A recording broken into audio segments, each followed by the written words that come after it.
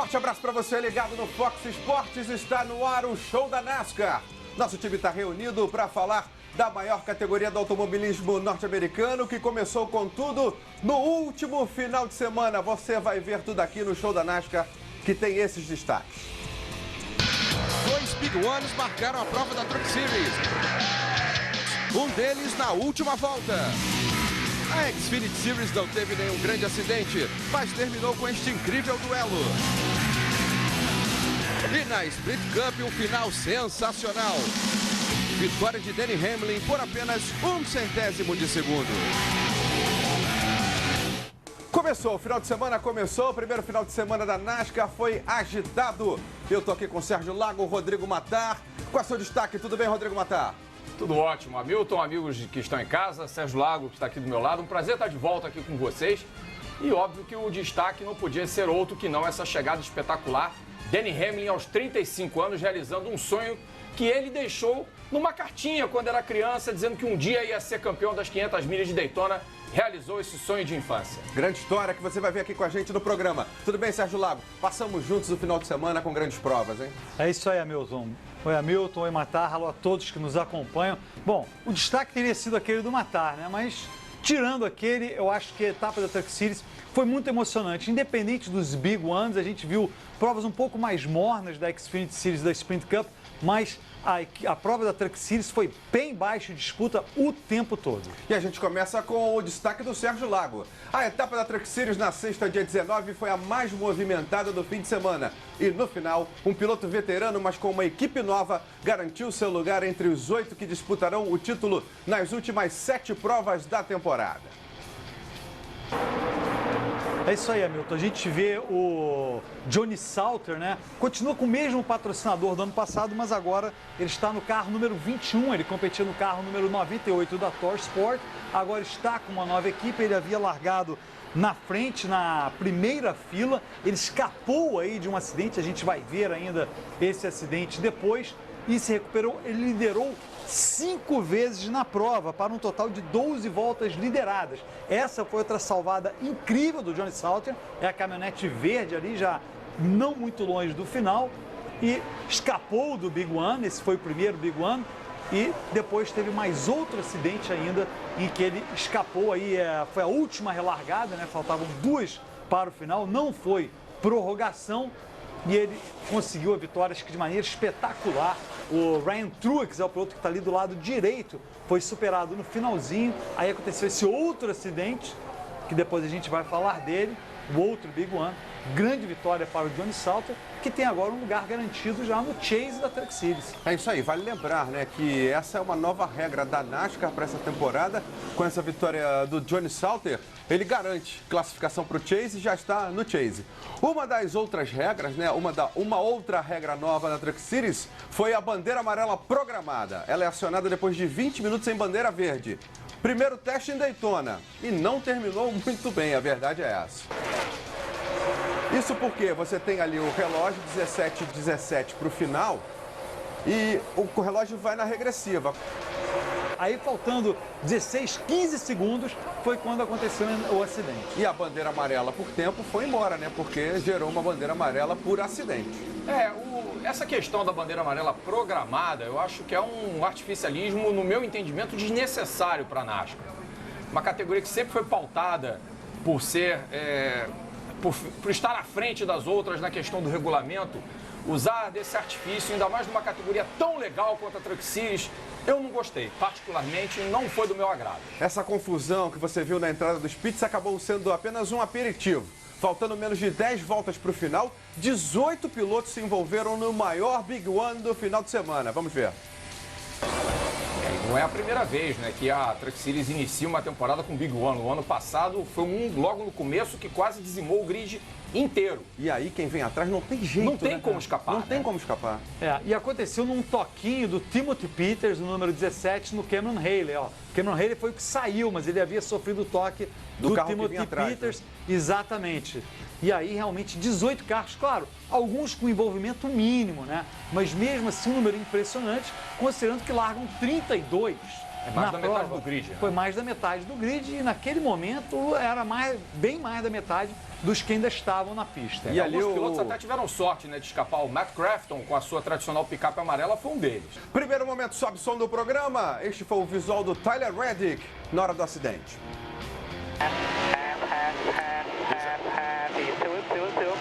There's a Ford on board. Keep coming low, come on low, keep coming outside. Coming.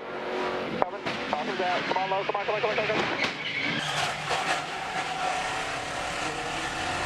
Ele achou que ia escapar, né? Achou. Mas não deu, né? Quando ele já tinha Quando passado. ele toca ali no Cameron Haley, pareceu que ele ia sair, mas depois, olha, pegou alguém. Ele passagem.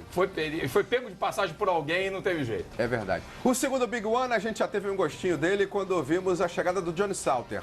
Mas vamos falar um pouco mais sobre esse Big One agora, que foi a sensação do final de semana, hein, Sérgio Lago? Realmente foi espetacular, né? O Big One, realmente, assim, vários carros envolvidos. A gente vai ver aí, começou aqui na parte junto ao muro, o 4 do Christopher Bell. Reparem só, ele estava vindo muito forte e eu contei, acho que foram 8 ou 9 capotadas. 9, você contou? Eu tinha contado 8 ou 9 capotadas.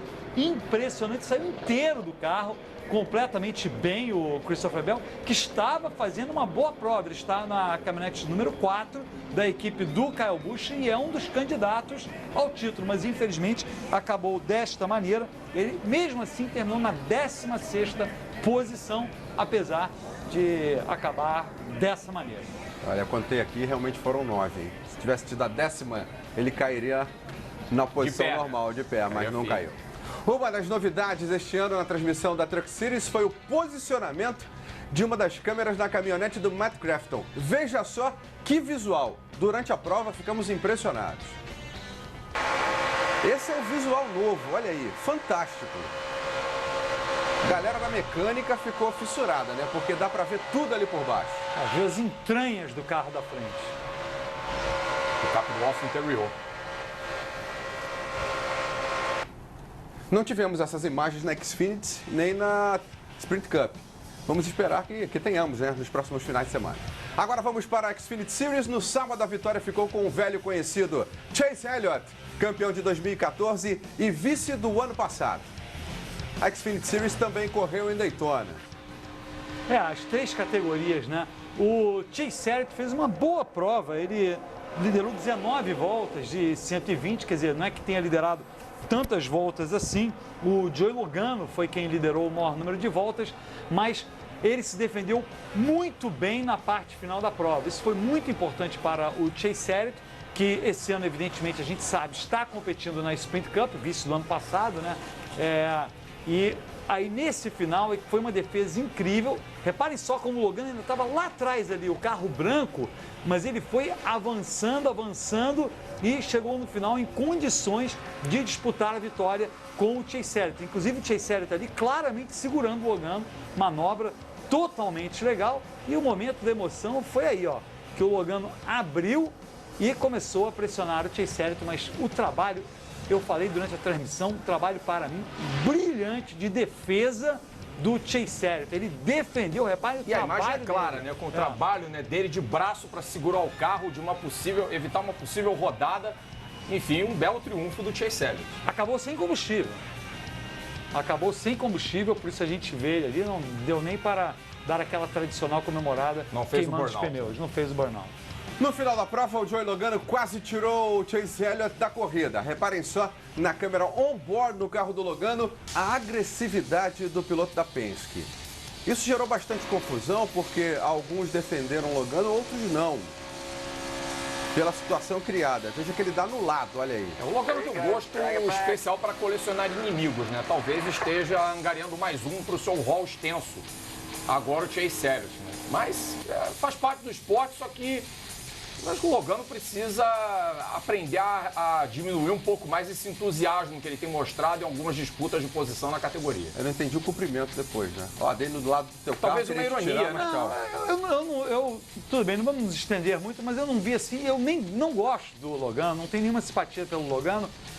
O critiquei muito no ano passado. Mas acho que ali foi tipo, ok, já vimos coisas piores acontecendo no final da prova. Se ele quisesse ter tirado realmente o Chase Elliott, ele teria tirado. Ele tentou um pouquinho. Os 3 primeiros colocados da etapa da Xfinity Series não disputam o título. Elliott Sadler, de equipe nova, foi o primeiro entre os pilotos da categoria e, por isso, é o líder do campeonato.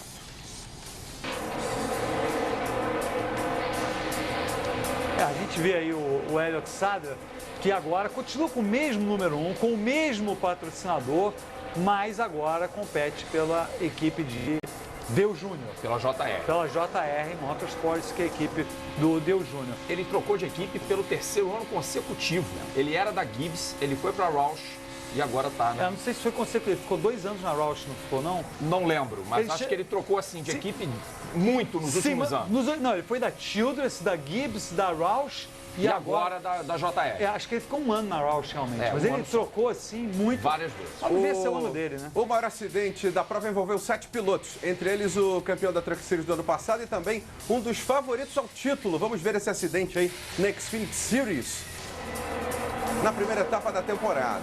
Começou com o Chase Elliott tocando no Bob Labonte, que estava no 18, e o Bob Labonte bateu no 20, que é o carro do Eric Jones, que é um dos favoritos ao título. Acho que ele foi novato do ano no ano passado, campeão da categoria também da Truck Series, né? Isso. Não da Xfinity Series. Reparem só, o 18 ele vai subir e depois ele vai bater no número 20. O 20 está atrás do laranja. O laranja é o do Daniel Soares. Olha aí, ó, bateu e bate no muro o Eric Jones. Ou seja, o 18 acertou no 19 e no 20. Os 3 carros da Gibbs. Os 3 carros da Gibbs. Vamos ver então, depois desse acidente, como é que ficou a classificação da Xfinity Series após essa primeira etapa em Daytona. Na sua tela, Sadler 38 pontos, Darrell Wallace Jr. 35 e o Brandon Jones 34, os 3 primeiros. Eu lembro que nenhum piloto da categoria venceu a prova, por isso a classificação por enquanto para o Chase vai na pontuação até agora. Vale lembrar que quem vencer provas nessa temporada regular já vai para o Chase, que agora teremos Chase também na Truck Series e na Xfinity Series. Bandeira amarela no show da NASCAR, próximo bloco tem muito mais para você. Não saia daí, voltamos já com a Sprint Cup.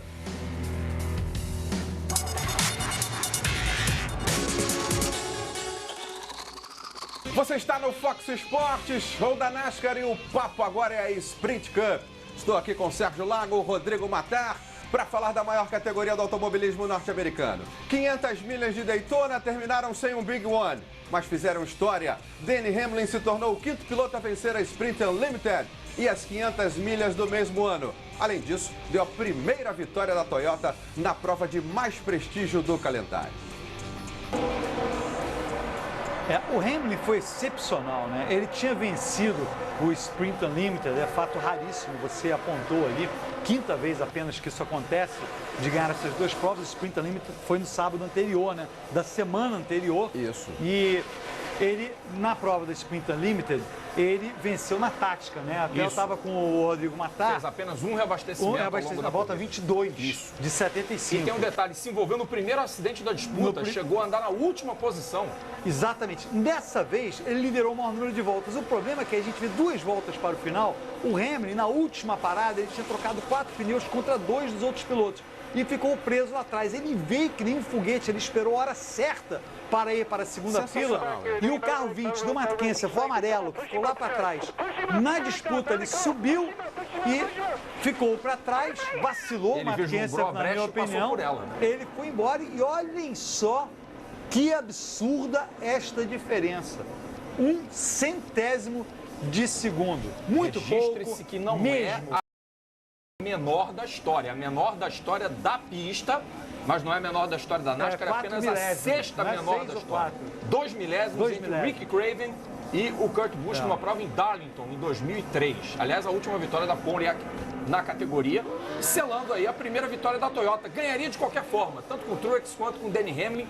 Um final histórico de arrepiar. Histórico, realmente. Ou com o Kyle Busch, que chegou em terceiro, ou com o Matt Kenseth, que acabou ficando para trás. E o Cal Edwards, para terminar a festa ali, terminou na 5ª posição. Kevin Harvick, Chevrolet solitário entre os 4 primeiros, entre os 5 primeiros, terminou em 4º. Chase Elliott, o novato mais falado desta temporada, começou a prova na pole, mas não terminou bem, hein? Estreando com o 24, o carro que era de Jeff Gordon, o Chase Elliott não saiu bem na prova. Pois é, cercada mais uma vez de muita expectativa, a estreia do Chase Elliott como piloto titular da equipe Hendrick. Largou da pole position, mas não segurou o rojão. É claro, é apenas a sexta aparição do Chase Elliott na categoria. Não é fácil você estar no meio dessas feras, liderar um pelotão de 40 carros, já na primeira volta sofrendo muita pressão de um cara que conhece essa pista como ninguém, que é o Dale Earnhardt Jr. E mais tarde o Chase Elliott acabaria se envolvendo num acidente e ficando fora da prova. Aí, ó, foi exatamente nesse momento, sozinho ali. Aliás, os carros, deu para ver já desde o Sprint Unlimited, muito complicados ali no meio do pelotão, os carros muito instáveis. Eu não sei como não tivemos um Big One nessa prova, porque em vários momentos pintou, embora em vários momentos de fila única, e aí, se não fosse a grama, até a gente falou sobre isso, né, Hamilton? Ele teria sobrevivido a este acidente. Mas eu não sou contra a grama, não é tirar a grama não. Mas realmente, quando ele entrou na grama, é que houve o dano no carro dele. E, como consequência, terminou, deixa eu ver aqui, 37º lugar, exatamente. Aí ficou com a prova comprometida, com o carro totalmente avariado. Segundo acidente da prova, vamos ver o Brian Vickers, substituto do Tony Stewart, no carro 14. Vickers andando com 14 tendo problema. Segundo acidente do Vickers no carro 14. Também no Sprint Unlimited ele bateu, na verdade, por conta de um pneu estourado na ocasião, perdeu o carro e provocou um acidente. E dessa vez ele aí se perdendo, ele usando o carro 14. Quase atingido ali pelo azul, não deu para identificar quem foi. Os pilotos tendo perícia para poder evitar o carro rodando ali. Em defesa do Vickers, o pessoal deu uma freada na frente dele. O Logano deu uma diminuída de velocidade, ele não conseguiu segurar e aí ele na verdade, perdeu todos, o né? controle. Parece que era o Michael todos, todos 83, os carros bem à frente. E reparem só o Cal Edwards ali, que é a pancada no muro. Depois dessa pancada no muro, ele quase tinha sido atingido também pelo 24 do Chase Elliott. O Cal Edwards, olha lá, o laranja, o Cal Edwards. Ainda terminou em quinto. É verdade. Ainda ficou bem avariado. avariado. A pancada pareceu não tão forte, mas ficou bem avariado. O carro do Cal Edwards. E o favorito, hein? O sempre favorito. Fracassou dessa vez, né? Mas antes da gente falar do favorito, vale ressaltar aqui a notícia da semana, né? A notícia desta quarta-feira na NASCAR, a troca de fornecedor de carro da Stuart Haas, né, Sérgio Lago? Exatamente. É incrível isso, porque o Tony Stewart sempre foi um amante, confesso, inveterado da Chevrolet. Quando a equipe Joe Gibbs mudou para a Toyota, o Tony Stewart ficou muito zangado, acabou montando a sua própria equipe. Agora, eu acho muito positivo, porque as equipes, os donos das equipes, e aqui não me entendam mal, estão ficando mais velhos. Para dizer isso da maneira correta, acontece. E eu acho que a estratégia da Ford, pelo menos do lado da Ford, é ter um dono novo. Roger Penske já passou dos 70, creio. 50 anos de automobilismo. O Jack Roush está em decadência, a equipe dele também já passou dos 70 ou está por ali. O Tony Stewart é um dono de equipe jovem, bem sucedido, 2 vezes já campeão, com o próprio ele mesmo e com o Kevin Harvick. Então acho que foi uma jogada de mestre da Ford e tomara que faça bem também para a equipe Stewart. Não, e pelas palavras do gerente, o David Perricack, é exatamente isso, é questão estratégica para fazer a Ford voltar a ser campeã na Sprint Cup. E ela está apostando as suas fichas na Stuart Haas e olha, vejam, Danica Patrick de Ford, Kurt Busch voltando a usar um carro Ford que ele não usava havia muito tempo. Na Roush ele usava. Kevin Harvick, que nunca guiou para a Ford, vai guiar pela primeira vez. E o Clint Bowyer. Também não me lembro de ter guiado para a Ford em equipe alguma. Vale ressaltar, essa alteração é para 2017. Falando do favorito, o favorito Dale Earnhardt Jr., 4 vitórias em Daytona, sendo que 2 nas 500 milhas, eterno favorito. Dessa vez tentou, mas acabou pagando caro pelo excesso de agressividade. Não o condeno, não. Acho que fez o que deveria ter feito na corrida. De jeito nenhum. Vamos ver a imagem aí, se a gente puder ver. Olha só, essa ultrapassagem dele foi espetacular. Ele ultrapassou o Logano. Aliás, na verdade ele ultrapassou o Denny Hamlin, já não mostrou ali, mas antes ele havia feito uma ultrapassagem espetacular no Logano, em cima do Denny Hamlin. Não, foi do Denny Hamlin no Logano. Ele tinha feito essa ultrapassagem antes. Aí depois ele perdeu o controle e acabou no muro. Ali ele ultrapassaria 2 carros, o da frente era do Austin Dillon. Uma manobra parecida com a que ele fez anteriormente. Ele vinha na fila interna, subiu, avançou, voltou para a fila interna de novo, à frente de 2 carros e realizaria a manobra de novo. Só que da segunda vez ele perdeu o carro e foi embora. Talvez confiando ou não estando ainda muito familiarizado com esse o novo carro pacote. agora, com o novo pacote aerodinâmico, talvez tenha traído o Júnior. A última bandeira amarela das 500 milhas veio faltando 15 voltas para o final, depois de um contato entre Greg Biffle e Danica Patrick. A ex-dama de verde deu um passeio espetacular pela grama. E eu diria que foi espetacular e com sorte. Porque o controle do carro zero. Porque pela velocidade que o carro alcançava ali, ela virou passageira, ela podia ter capotado. Ah, sim. A mesma entrada do Chase Elliott, a gente viu o estrago que fez no carro. Bom, ela também acabou com problemas dele no carro, mas... E ali a gente vê... Talvez se não houvesse aquela aleta na capota, que se tornou obrigatória já há algum tempo, ela teria teria alçado o voo. E olha como a roda traseira chegou a sair do sol. Aí ia sair as 4 rodas que saíram ali. Quando ela já estava na grama, e eu parei ali na imagem parada, na primeira vez também saiu por um pouquinho. As 4 rodas saíram do... Foi muito perigoso. Exatamente. E quando ela bate de frente, ela não pega nenhum ressalto na grama, ela só raspa a grama. Talvez por isso não tenha tido capotagem. Vamos para o nosso último momento sobe som do programa. Com vocês, o Greg Biffle.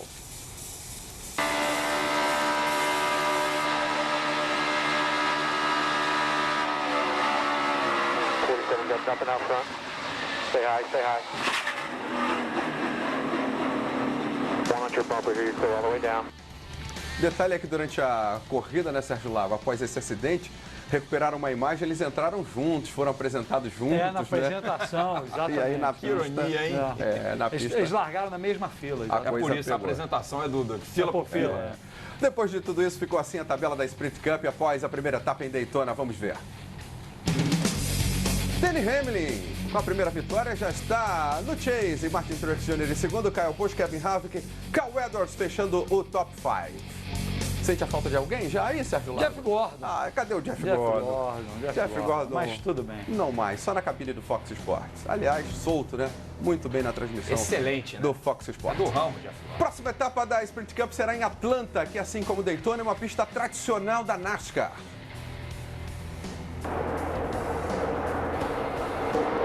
Vai ser o segundo ano que a Atlanta vai ser a segunda prova da temporada. Já mudou algumas vezes de calendário. Eu gosto de Atlanta, é uma pista antiga, inaugurada em 1960. Serão a 325 foi em voltas. 59. 325 voltas, 500,5 milhas. Prova longa, né? E foi movimentada no ano passado esta prova, que acabou com a vitória do Jimmy Johnson, né? Se eu não me engano, foi Jimmy Johnson que venceu essa prova no ano passado. E realmente uma prova bastante interessante, é um oval típico da NASCAR, né? De 1,5 milha. E deve gerar uma corrida bem legal. Vai ser uma boa prova. Prova que você acompanha com a gente neste domingo aqui nos canais Fox Sports.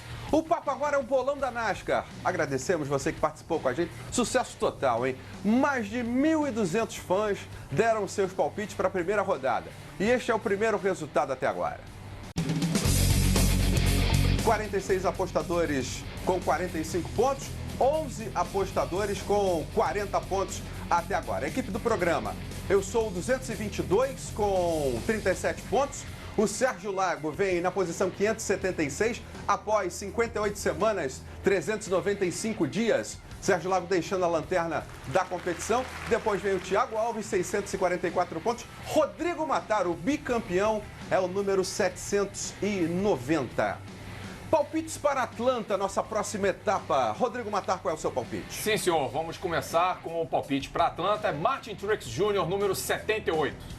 Muito bem, 78, aposta do Matar. E sua aposta, Sérgio Lago? Eu vou com o Joey Logano para Atlanta. 22, Joey Logano. Eu aposto no Jimmy Johnson, carro 48. Thiago Alves mandou palpite? Mandou. Dessa vez ele apostou no 18, Kyle Busch. Muito bem, se não tivesse mandado palpite, entraria no foxsports.com.br/bolão NASCAR e deixaria o palpite. Aguardamos os 1.200 e mais quem quiser participar. É só a segunda etapa da competição. Valeu, Rodrigo!